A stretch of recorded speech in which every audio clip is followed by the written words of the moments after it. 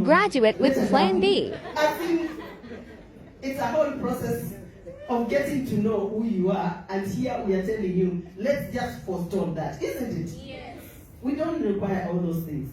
Those are your personal things. Marvin, call you, damn. I think it becomes very easy for somebody to understand the level of your, interaction with him. That those things will never be required yet. But the most important is to show them that that product in other places is actually much more expensive than the way you're giving them. Once a customer discovers a product that he or she loves, the price will never be a barrier. It is also important to bear in mind that second money is easier than first. Can somebody tell me that in a nutshell, what it means? Araka, I want people who are thinking very fast. Yes, tell me. Second money is easier than first. Hi everyone. Hi. In my perspective, I think inamaanisha once they buy it once, hata kama you buy 25,000, spending it again, coming to get it again at 25,000 will be easier. 100%. Come here.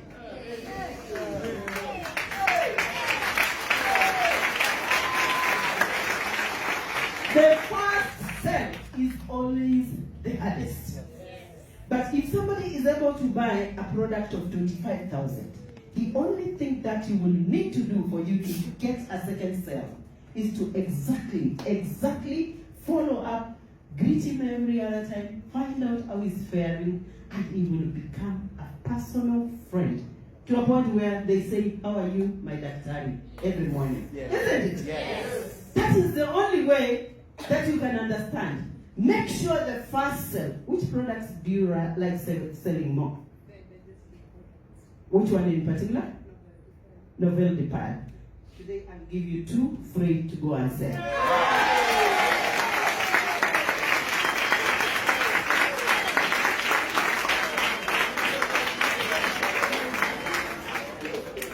So knowing that it is important that the second money is easier than the first, in other words, once a customer has already committed to spending money, they are more likely to return to spend again and refer other people to you as well. It's likely to that at the end of the day, the more they spend, the better they feel. Question: how many times do we sell products to people and we never do follow-up? That is upon you to decide. How many people have you sold products and you do not go back to them to ask how they are feeling? You don't even know when you sold that product. You go, unapiga makofi na jipigia makofi, the next day you've even forgotten. That is a client that you should put as one of the clients that you call platinum clients, and you give them a treatment that they deserve, isn't it? Yes. So now we are going to what we call the importance of trust. In any sale, it is important to establish trust. An essential part of this is to show rather than tell. I'll go to the practical part. Umeona nimeweka kiti hapa? This table will eventually move here. Because we are going to be so practical that you will love to be sold a product by me. So, Yes.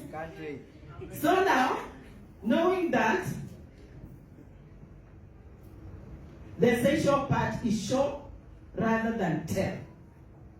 People tend to trust and believe what they see rather than what they hear.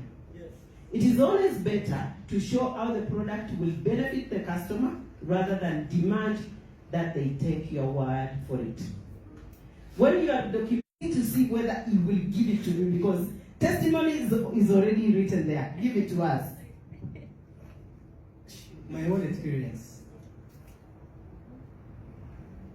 The minute I've used my own product, I have my own testimony. Like the first product used is when you use it to do my own. The seller. Yes. Isn't it? Yes. But if you have some photos somewhere, and even a discussion with somebody who you sold a product, or some reviews of a product that is being marketed, you have a deal. Better still, if you have a client who is within the compound or somebody within us who came as a person who had a condition. That way, the sale becomes much easier, isn't it? Yes. Don't we have enough testimonies amongst us? Yes. Let's now not focus on the money issue, isn't it? Yes. The testimony of somebody who came when they were like this and today they were like this. Somebody who came when they were as fat as I am and today they are figure 8. Somebody who came who was smaller than who I am and now they are figure 50. So in that, you are able to say, this one came and they had a condition, they had something to do with the sickle cells, they couldn't retain anything in their body, but see where they are. Those are the kind of things that people want to hear. To hear. Don't continuously, just speak.